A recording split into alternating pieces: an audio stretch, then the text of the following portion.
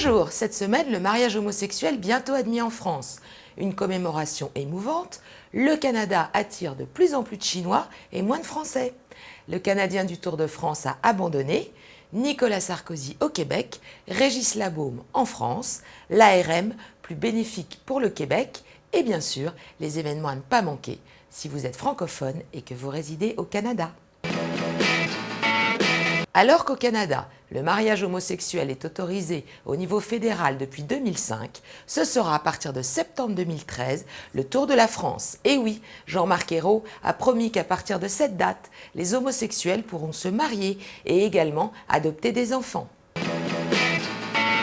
Le 14e sommet de la francophonie prévu dans 3 mois à Kinshasa ne fait pas l'unanimité dans la classe politique congolaise ni ailleurs. François Hollande, dubitatif sur le respect des droits de l'homme en RDC et mécontent sur les irrégularités des élections de novembre 2011, hésite à confirmer sa présence. Pour Stephen Harper, bien que préoccupé par la situation sur le terrain, pas de boycott des assises de Kinshasa ou encore d'exigences conditionnant sa présence. Ouest France évoque une commémoration cette semaine. Le 11 juin 1944, 250 prisonniers canadiens marchaient vers le camp de détention de Rennes et furent mitraillés par des avions alliés Mustang à Saint-Georges-des-Groseilliers. 15 furent tués.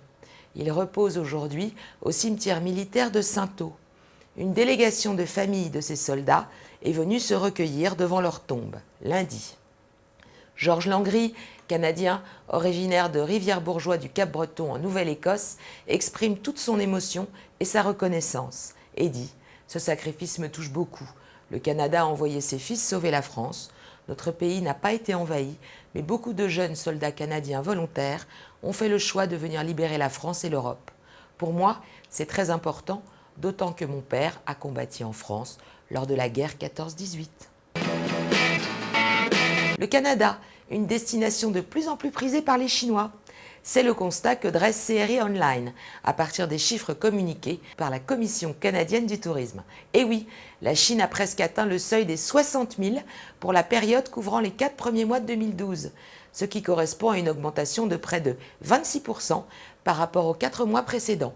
En revanche, le nombre d'arrivées pour des séjours d'une nuit ou plus au Canada en provenance des principaux marchés de la CCT, qui incluent la Grande-Bretagne, la France, l'Allemagne et l'Australie, a, elle, diminué de 5,3% en avril.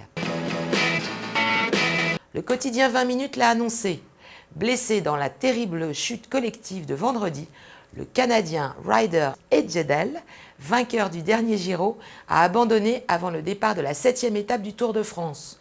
Le leader de la formation Garmin Sharp souffre d'un très gros hématome à la jambe gauche et à la hanche.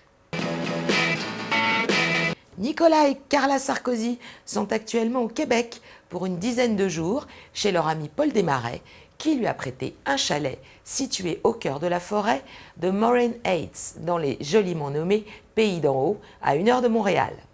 Sarkozy et Desmarais sont très proches. En 2008, le président avait remis aux milliardaires la Grande Croix de la Légion d'honneur, rare distinction en France. Une escapade qui aura permis à l'ancien président français d'éviter de penser aux perquisitions liées à l'affaire Bettencourt qui ont eu lieu dans ses bureaux et dans le domicile qu'il partage avec son épouse.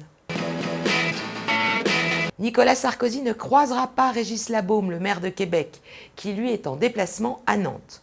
Invité initialement par Jean-Marc Ayrault, ancien maire de cette ville, c'est son successeur, Patrick Rimbert, qui l'a accueilli lundi pour 2 jours. L'objectif étant de développer des dossiers destinés à la coopération culturelle et économique entre les 2 villes. Son périple se terminera par Paris et son mobilier urbain, auquel il songe pour sa ville. 2 ans après sa signature, l'arrangement de reconnaissance mutuelle visant à renforcer la mobilité des infirmiers entre la France et le Québec a permis à 268 infirmiers français de s'expatrier. Mais la réciprocité n'est pas évidente, d'après le témoignage d'une infirmière québécoise qui a essayé de travailler dans l'Hexagone. Les salaires sont souvent d'une part inférieurs en France et d'autre part, faire valoir ces formations ne semble pas facile. La pénurie de soignants qui pénalise la France et le Québec trouve des solutions à travers cet accord. Mais compte tenu des difficultés rencontrées pour les Québécois candidats au départ, cette solution, jusqu'ici, bénéficie davantage au Québec.